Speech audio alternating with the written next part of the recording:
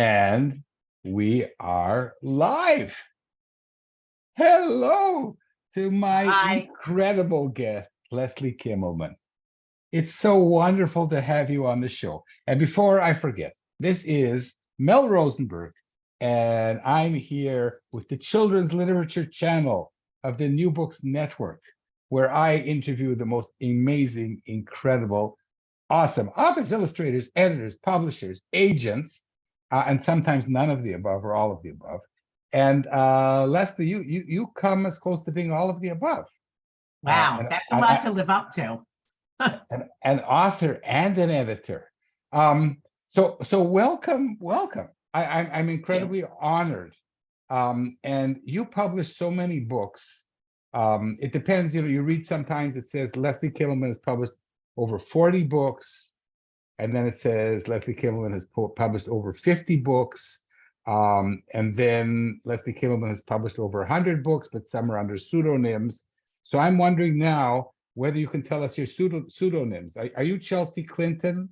I am not. Are you No. Ludwig Bemelmans? What's the matter with Leslie Kimmelman? I started with a pseudonym because I publish a lot of books, especially I worked for Sesame Street for a lot of years, and I wrote a lot of books for them and for Disney and for Nickelodeon.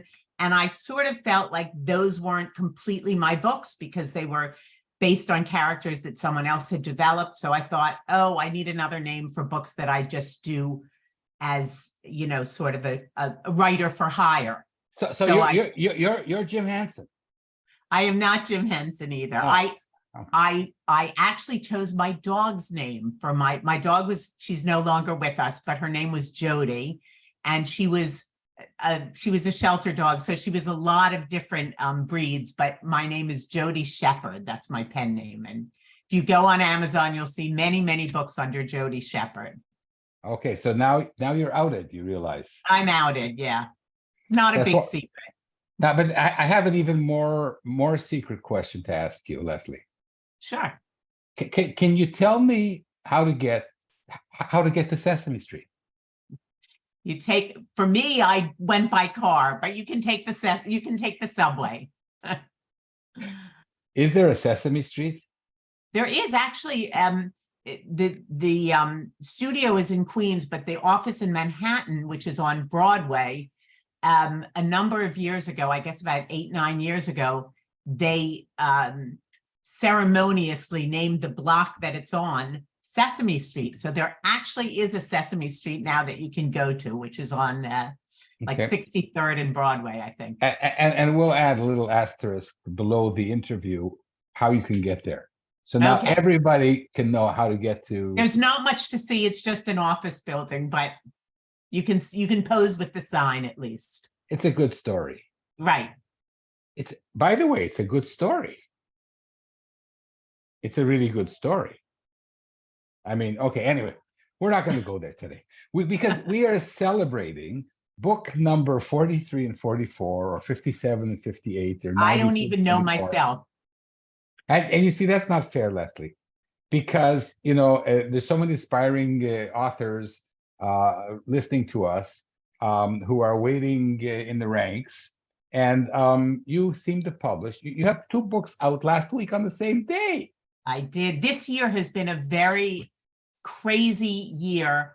And sometimes it just works out that way, that books that have been, in cocooning for a long time, and somehow they just all come to the end point at the same time. This year, I had 4 books come out. Two are coming out in September and October. Next year, just 1. So just one. Just one, yeah. So it just, and some years none. Bupkes, exactly. So let's get serious. No, I'm not being serious. We're not going to be serious. That's not the idea of children's literature, in my opinion. But we're going to talk about 2 of your most recent books, which are from last week. And I hope you have them to wave around in front of our viewing audience. So I do. The first one is really nothing. Why is it really nothing?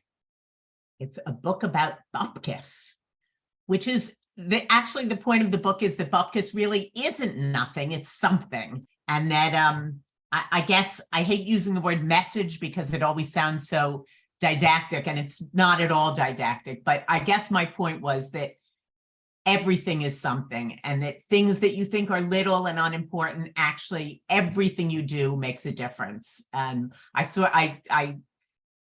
think of it as my what's that Jimmy Stewart movie? It's a Wonderful Life. Everything you do has ever expanding circles. So this book is really about how small mitzvot that you do, being kind to people, helping them out, etc., have a big import. And it's a really fun book. It's, it's light, it's fun, it's got a good message. For the 2% of the people who are of our viewers and listeners who are not Jewish, we should say that Bupkes is Yiddish for peanuts, for beans. Nothing. Actually, if you live in New York, you don't have to be Jewish. You just know these words like Bupkes. But yeah, that was an interesting book because actually what came to me first was the title. I can't remember why, but I was thinking about the word Bupkes, or someone said it, and I just sort of went, a book about Bupkes, that would be really funny. And I looked online and no one had done it. And then I was like, okay, I have the title. Now I have to think of a story. So that's how that one came about. So published by Carben, by our friends at Carben, which is a Jewish publisher. And it's a lovely book. Can you just open it up and maybe read a few words? So it starts, this book is about Bupkes. That's right, Bupkes, nothing. And then she goes on and she says, the thing about Bupkes, though, is it can be tricky. Sometimes something that looks like Bupkes, nothing, is actually something. Look at all the vegetables growing. Zoe and her mom fill the baskets with delicious food until Bupkes. The garden is empty, but their neighbor is happy. And it goes on like that. So this is actually the New York Bupkes. It's like the context of the New York Bupkes, not the old European Yiddish, perhaps. Yeah, I would say it's a modern take on Bupkes. Yeah. I love it. Do you know where the word Bupkes actually comes from? Yes, I actually wrote a blog on it, and now I can't remember. I seen your brain, but it's a funny etymology, and now I can't. Are you going to give me the answer? I don't know the answer, but I've been told. Oh shoot! I did know the answer, but I can't think of it on. There's no kids on this program. No children were harmed during the making of this show. So some people think that Bupkes comes from what sheep do after they've eaten. And like you say, that's not worth shit. So there is at least one that I've heard. Wasn't the definition I found. It was a very funny one, but I can't think of what it is. I'll have to email you after. I know, but now that I understand that the Bupkes is the United States Bupkes and not like my grandparents' Bupkes, right? Which is a different nothing about nothing, right? Right. And so that's wonderful. So congratulations on that great book. Thank you. And we're going to talk mostly about a masterpiece of yours, which is the one that's come out now with Random House Studio, and run with it. So this is a very, very special book for me. It's called Ready, Set, Run, the Amazing New York City Marathon. And I want to preface this by saying I do not run. I am not a runner in any way. I had a very brief period in college where I ran a couple miles a day, but that was a long time ago. However, as a New Yorker, I love the New York City Marathon, and I watch it every year, mostly on TV, but sometimes in person. And actually, my daughter lives on the route in Brooklyn, and a few years ago, we were watching, and she said, no one's ever written a book about the New York City Marathon. You should write one, Mom. And I was like, you're right, I should write one. And she actually gave me a lot of good suggestions too. So I'm going to give her a lot of credit for this book. But basically, it's the story of the Leslie, she doesn't want the credit. She wants the royalties. She does want no, she doesn't want the credit because she's very modest, but she should get it. Okay. Anyway, to me, the New York City Marathon is not just about running. It's about a whole city coming together and cheering on people from all over the world. And it's the best day in New York every year. It's just, someone was asking me recently, and I was telling them that last year when we saw the marathon, it was just a couple days before the midterm elections in the United States. And I don't know if you're how up to date your listeners are on the United States politics, but the election was very, very divisive.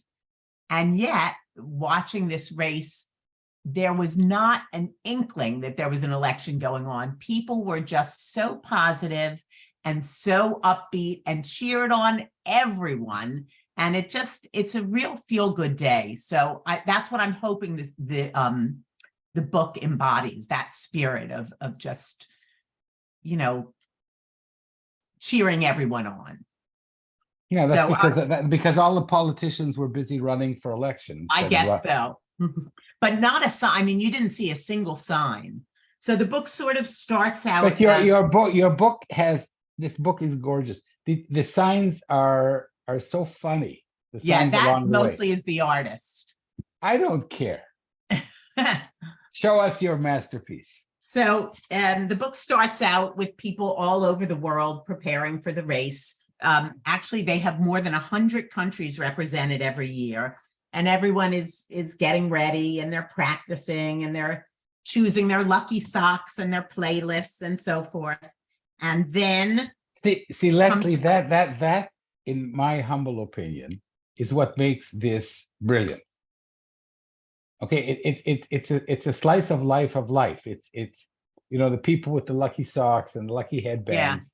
This is, I think, is brilliant. Keep going. Thank you so much.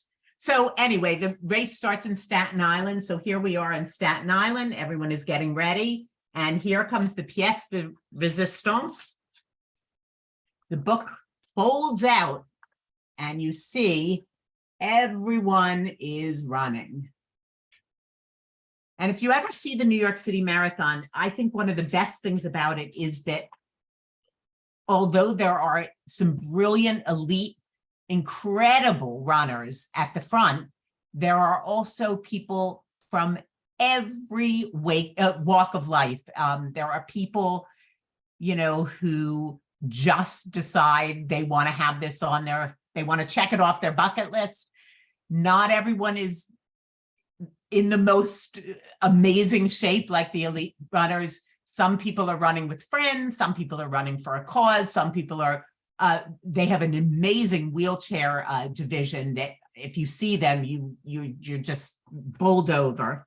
And that's, I think, what's fun about it. So anyway, the book goes from Staten Island, then it moves to Brooklyn. Here's Brooklyn. And I'm trying to find one of these funny signs that the artist is Jessie Hartland, and she's brilliant. Here's a funny sign. This is in Manhattan.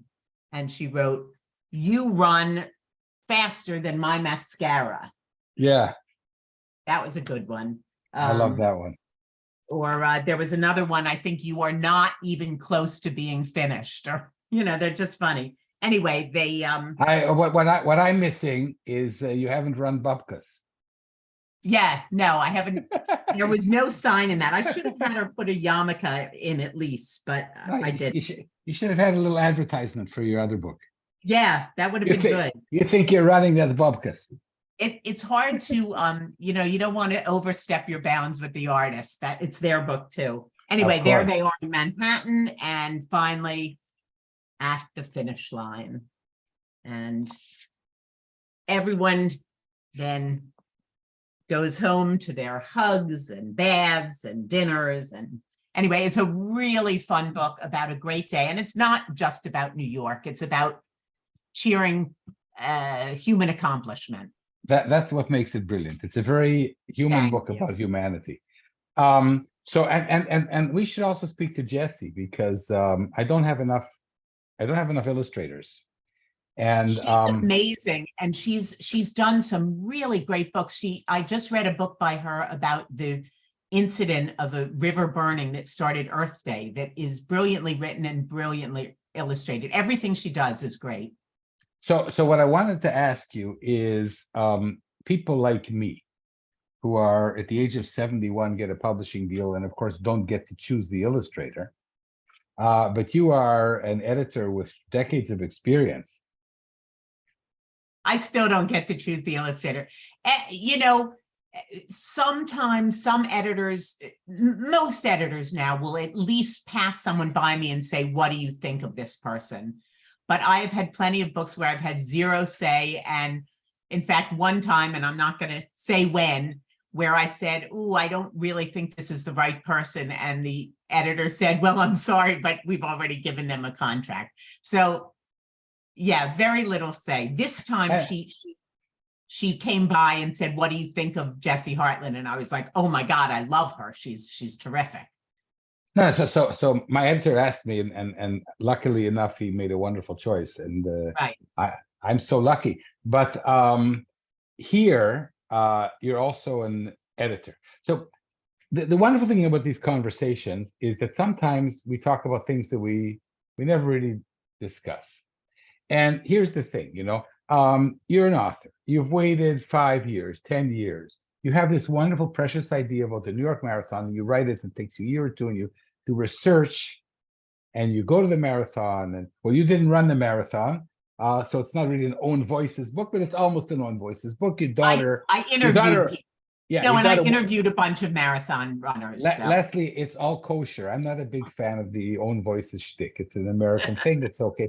You can have it. Because otherwise, if you write a book about a dog, they're going to ask you, well, how many years were you a dog for, right? And I'm not American, so I can say whatever I like, and maybe that's why I'm having trouble in America. But here's the thing. Is there a situation? So people ask me, they say, well, what happens if you get a traditional publishing deal and they pick the illustrator, and maybe you think the illustrator is okay, but even otherwise they don't ask you. And then after a few months, they say, here, this is what your book looks like. Well, I will say because I was an editor for many years, and I should say I'm retired, I'm not an editor anymore. From the editor's point of view, not all writers have amazing taste in art. And so that's why the editor keeps the choice to the right to choose to him or herself. No, 1 second, Leslie, did it happen to you in your 43 or 57 yes books that you didn't like the artwork? Yes. And I'm not going to say which books, but there have been luckily just a very few books. There have been a few where I've said, oh, it's okay. But there have only been, I'd say, 2 where I just not liked the illustrator. And, not much I can do about it. I do try, now that I published a lot, to say to the editor, can you please just, before you offer a contract, can you please just run this person by me? Because I like to think that if I really don't like the person, I can influence them. Luckily, the vast majority of the time, I really have loved the illustrator, and it hasn't been a problem. But yes, that's something people don't know about publishing, is that you don't always have a say, and it is considered, once in a picture book, it is considered as much the artist's book as it is yours, and and rightly so. Right. So you can't tell them, no, you can't, unless it's something that's egregiously wrong. You can't say, no, I don't want this. I want this. It's their book, and it's their book once they have it to interpret the way they want to interpret it. That's just. Yeah, but it's a bit like giving a baby up for adoption. It is. Before the baby has been born. A little bit. Okay, so now let's talk about your career. Um, Most of the authors I interviewed do not come from the slush pile. You didn't come from the slush pile. Tell us all about Leslie Kimmelman. Well, I Is that were you born Leslie Kimmelman, or did no, you I was born Leslie Gradinsky. Gradinsky? Also a nice Jewish name. I hyphenated for the first 3 days of my marriage and then decided that was not going to work. I started as an editor, as a children's book editor. I didn't even really think that being an author was a career path. I mean, One second, famous go. people are Well, authors. you're starting I'm way starting too too late. late. Okay. Yeah, start with the All right. 5-year-old Leslie. Why are 5-year-old you? Leslie. I loved to read. I have always loved to read. I gobble up books. I'm a very quick reader and I read voraciously all the time. But even so, it never occurred to me that books were a career. Famous people are writers. Leslie, you're avoiding the question that you know is inevitable, because I have this theory that we Yeah. all write for the age that we're stuck at. What am I stuck at? Yeah, well, I have had people tell me I'm immature, so I guess I'm stuck at picture book age. It's a wonderful age to be stuck at. The thing about picture books that I love is that it's an age where everything is, I actually have a 4-year-old grandson now, and it's an age where everything is new, everything is fascinating, everything is magic. I mean, if I'm going to be stuck at an age, it's a good age to be stuck at. I have no problem with that. You just gave me goosebumps. Because when you're 4 or 5 years old, really everything's possible. And I have a book coming up. It's coming out in October. It's called Eve and Adam and Their Very First Day. And that's kind of the theme of it, that you're seeing everything for the first time. And it's just, you're filled with awe. And I think that's how picture book readers are. Everything is a revelation to them. And it's an exciting group. It's exciting age group to write for. So were you shy when you were 4 or 5? Did you start reading early? I read pretty early. I was definitely never shy. And but I grew up with, you're not going to share your angst. I don't think I had a very, I'm not going to complain. I had a very easy childhood. I was lucky. I grew up not really having much angst. I had 3 sisters. You're spoiling my theory, but that's okay. Now well, that's why I write funny books and not poignant books, because I didn't have enough angst in my life. Now I have plenty of angst. Back then I had a very nice childhood and I read all the time. In fact, I could tell you places I read. I used to read in the bathtub. I ruined a lot of books by dropping them in the bathtub. I broke my ankle reading, walking off a curb as I read a book. I mean, I was just reading all the time. That's a story, Leslie. It is. Yeah. You're a story. Everyone's a story. So when did you decide, like, you became an editor, so you must have studied literature or something like that? I actually was not an English major. I was a history major. I'm a huge history buff, a history and French major.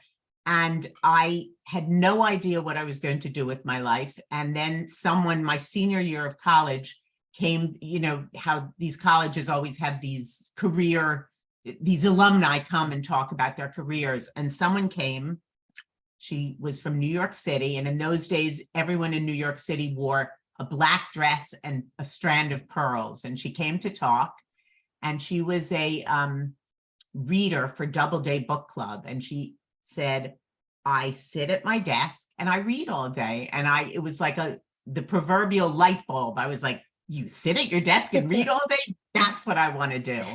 And so I became an editor, a children's book editor, because I had always. No, but what do you mean you just became an editor? I went I went to a summer program. They have a lot now, but back then they just had a few. I went to something called the Denver Publishing Program, which sort of explored all the different possibilities in publishing. And they had a lot of people from the field would come for a day and talk about, you know, what it means to be in publicity in publishing, what it means to be an editor, what it means to be a, you know, a rights manager. And the person who came to talk about children's books was Susan Hirschman, who was sort of legendary. And she was so passionate and dynamic, and instantly, again, it was another light bulb moment. I just sort of said, yeah, that's what I want to do. And I went into, and I came back to New York after the program and got a job in children's publishing. But what does that mean, you got a job? You're like Carole King, you just walked in and say hi? No, I did not. I interviewed quite a number of places, and then someone finally took pity on me and hired me. My first job was at William Morrow, and the company no longer even exists, but I had a terrific couple of years there as a children's book editor, and then, you know, moved So on. you say that somebody took Rahmanis on you, but I'm thinking that they probably loved having you. Well, I hope so. I'm sure. And then, you know, I guess. And then how did you get to Sesame Street? That was after a long time. I was at a number of different children's publishing houses.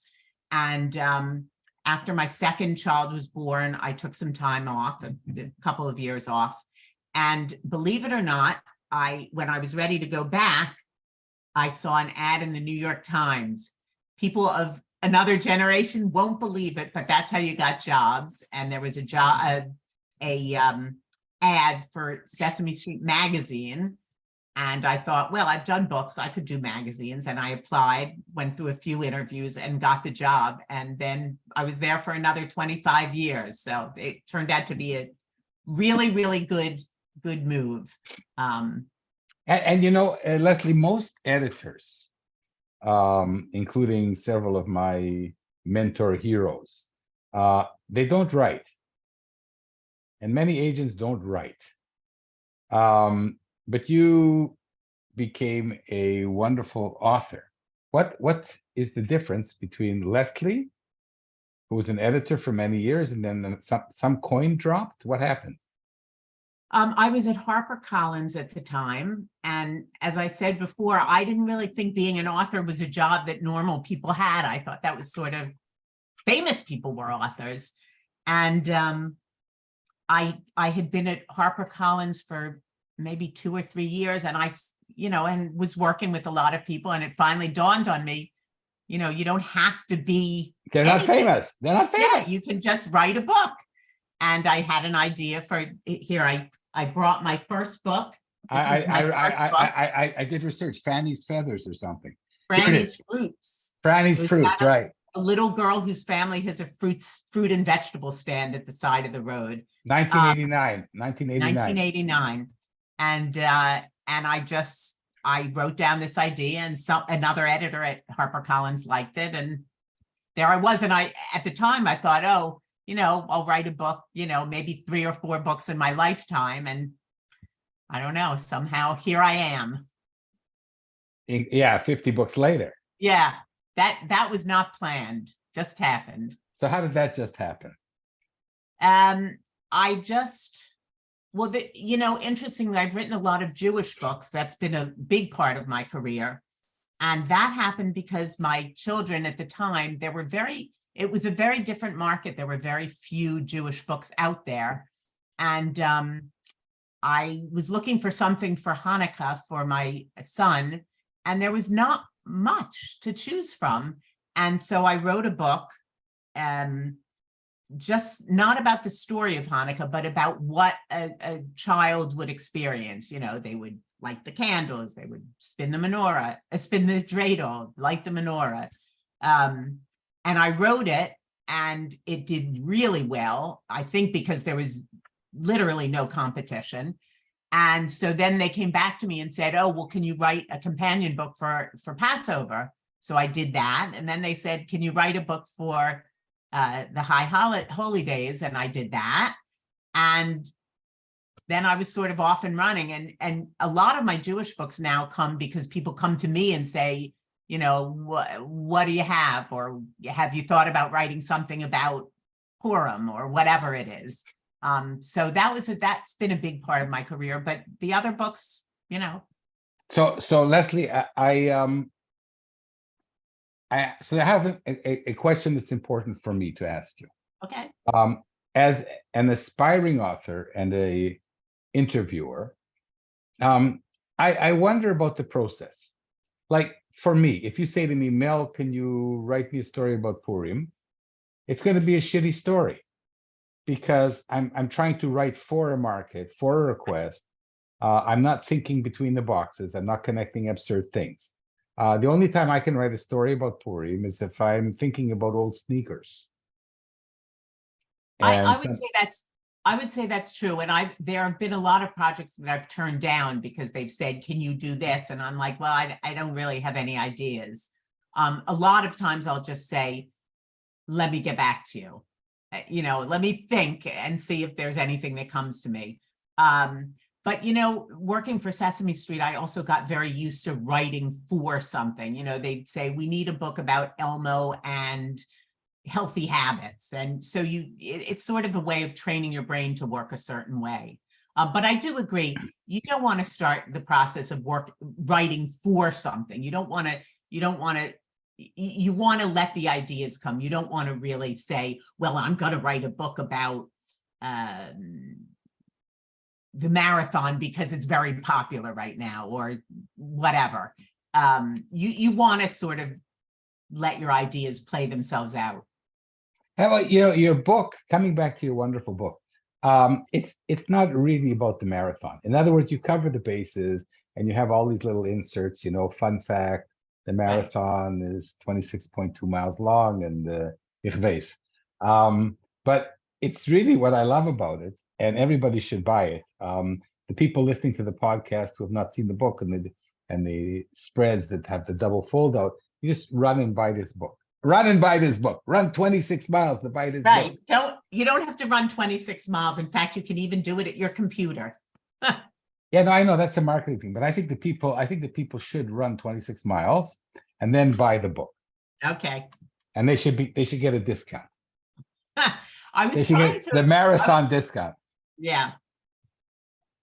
So this wonderful book is really not about the marathon. It's about human beings and humanity and life, which I would say is, so it's a little bit of a conceit. It's about the marathon, but it's also not about the marathon. And it's also, I look at it, one, it's about the human spirit, but two, it's also sort of a love story to New York. And I'm sure there are many, I'm not a New Yorker by birth, but I'm sure there are many cities that are like this. But what I love about New York is how incredibly diverse it is. It's just a mix of everything. And when you look at the pictures, you'll see it really, she did a beautiful job of showing that it's just a huge rainbow of people. It's incredible. It's the melting pot. It's the golden Medina. It is. And if you watch the marathon, that's the first thing that hits you. And when I was reading this book, I thought of the demonstrations here in Israel. So, you know, reader response, at least for me, it was not just about the marathon. It was like being together with a throng of all kinds of people from different ages and different backgrounds and having a love fest. Something like Woodstock, which I was not at, but I wish I were. And now for all the people who want to be Leslie Kimmelman but cannot, what is your one of me is plenty. What is your best advice for aspiring authors, other than get a job as an editor and work for Sesame Street? Read. I mean, and this is what I tell kids when I go to classrooms, just read. Because the more you read, the more you see where you fit in. I mean, I write a lot of books, but I know what kind of books I can write. Some people, I think the more you read, the more you realize, A, what you respond to and what works and what's possible. I read adult books and kids books, but I'm just reading all the time. And I think that's the best advice I can give you. And also just be an observer of the world, because ideas are everywhere. You know, but they say world is a that. fascinating place. Yeah, no, but okay, so this is And be subject. prepared for a lot of rejection. That's the third piece of advice. Do you ever get rejected? All the time. I just got rejected yesterday on a picture book. I get rejected all the time. And what happens? Usually I try it a few times before I give up, but you know, sometimes I think, well, it just has to find the right author. I mean, the right editor. It just has to find one person who believes in it. But after a while, if I've sent it to 10 different people and they all sort of have the same kinds of comments, I think to myself, you know, maybe this isn't working. Sometimes I put it away for good. Sometimes I just put it away for a while and then come back to it and say, what could I do differently that would make it work better? It's hard to look at your own work and completely know, yes, this is working, or no, it's not. I've had things made into books that I thought, oh, this is okay. And then they've been published. And I've had other things. I have this one manuscript that I really like, and I've had it for 10 years, and I've never had someone pick it up. And, you know, but you only need to find one editor who believes that it makes a good book. Okay, yeah, you will get rejected. And one of the other interesting and almost unique things about your career is that you've done a lot of it without having an agent. Yes. But so do you submit to editors whom you know because you're in the industry? Yes, and I wouldn't suggest that, especially now. When I started out, you really didn't need an agent. Some people had them, but it was 50-50. Now you really need an agent. There are a few publishers that will still look at things unsolicited, but not that many. And it really helps to get an agent. And it's not easy to get an agent. You know, agents are just as picky as editors in some ways. I was lucky because I was in the field, so I knew a lot of people. That in recent years is not as true because a lot of the people I knew have either left the field or retired. And I have now left the field in terms of being an editor. So it's not necessarily a path I would suggest, but it worked for me for most of my career. I was lucky. What about critique groups? I think those are really helpful. I'm in a critique group with 3 other writers. And as I said, it's very hard to look at your own stuff with a completely clear mind. And sometimes people point out things that should have been obvious, but weren't. And I think a critique group is always helpful. You have to be in the right one, you know, I was in a group once that were people all beginning in publishing, and it probably wasn't the best match. The group I'm in now is wonderful, and the women who are in it I find their criticisms and comments very helpful. So you touched on women. So let's talk about women. Okay. Do you think that there's like I'm wholly convinced that there's a lot of Jewish people in this field, and there's no anti-Semitism in picture books, at least none that I've seen in interviewing over 100 people. And you know, it's safe if you're Leslie Kimmelman, it doesn't matter. But I'm wondering, because like of the people that I've interviewed, about 95% are female authors and illustrators and agents and editors. Is there an anti-Semitism? I don't think so. If anything, I think the other way around, because the men that Yeah. Why, in why do the you field, everyone's like, wow, he's so in touch with kids. And no, I don't think there's any. I okay, but think it's just, I it have may be another. that we don't make enough money, and more men are interested in fields where they're actually going to make a lot of money for their living. But I don't think there's any. And there's some amazingly talented men who are writing picture books. So, Okay, I have a theory about that, but this okay. no, not today. The show is Oh, about you. The show is about you, but you touched a raw nerve. Someone told me that if I changed my name to Melanie, I would have huh. a better chance getting published in the States. But let's I don't think that's true. I really okay, don't. But okay. if you change your name to, Lady Gaga, you might have a really good chance. Okay, Celebrities have a much better chance. so now I know who the pseudonym behind Lady Gaga is, Leslie. Okay, so we're almost through. Is there anything I haven't asked you? This was so much fun. I just want to do a shout out to a book that I have. Oh, I did a shout out to the Eve and Adam book, which I think it's being illustrated by someone who is I think she's from Belarus. She fled. She is now living somewhere else. But it's a retelling of the Garden of Eden story, and it's absolutely gorgeously illustrated. And it's sort of told from Eve's point of view.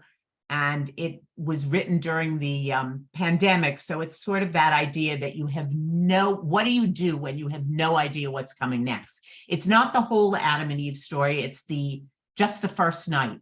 So when the sun goes down, they don't know what to expect. Is the sun ever going to come up again? Who knows? So it sort of was written out of that lockdown feeling, like what in the world is going to happen next. And it's a really beautiful book published by Apples and Honey Press. So that's my shout out. Another Jewish imprint. Yes. And I've taken a sneak peek at Adam and Eve. Eve and Adam. Yeah, okay, so Eve and Adam. You see, that's I'm never going to get published. Okay. It's hard to say. We're not used to saying it that way.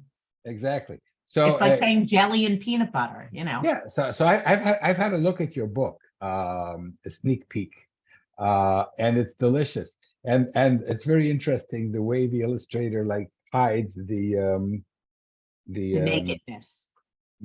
Yes, you said it, and there's also this very sensitive that you've written in, about them together. And their togetherness, okay, it's first night together, and you look pretty scrumptious, and and you look pretty scrumptious. Let's hold hands and look at the stars. Well, So it's a picture book. No, but I mean it's beautifully done, and the parents are going to do wink, wink, and right. the kids are going to say, yeah, I'm very proud of that book. I think it's going to be gorgeous. Yes, and I want to have you back next year. But by then you'll have probably a dozen new books, but and we'll have more fun. So I just, in parting, meanwhile, I'd like you to read a little bit more from your wonderful book that we are celebrating today, that launched last week, which is Ready, Set, Run, published by Random House Studio, and it's just out from August the 1st, and it's brilliant. Okay, I'll read sort of the part of the ending. Okay, we're back in Manhattan. The good news is that it's close to the finish line. The bad news is that it's uphill. The crowds are waving flags and screaming at the top of their lungs. Keep going, keep going, keep going, keep going, keep going. Central Park is waiting. You can read some more. I'll read this page too. Crossing the finish line is like flying. The runners feel amazing, proud, sore, tired, dazed. They've done it. 3 cheers for the winners. One more bit. But all the runners are winners, so medals for everyone. And that's all I'll read for now. but it really is a fun book, and it's I think kids are going to like it. So Leslie, picture books are marathons, They are. and this is a marathon of a marathon. Thank you. Thank you so much for having me. So Leslie Kimmelman and all your other aliases that we have not explored yet, but we have. I hope we'll have future engagements. It's I been so hope so, wonderful. Well, been so wonderful having you, and a big thanks to Ariel Bernstein who introduced us. And I hope that you are going to introduce me to some of your other colleagues and friends I definitely will. who are all going to be women, and that's okay. And I am Mel Rosenberg here for the Children's Literature Channel of the New Books Network. And I've been with the incredible Leslie Kimmelman, and it's been wonderful, but we have to go. So Leslie, until we meet, shalom. Thank you so much. Shalom. And keep writing your fabulous books. Thank you very much, Mel. Thanks. It's been a pleasure. It's been a pleasure, and certainly not Bupkes. Right. Bye.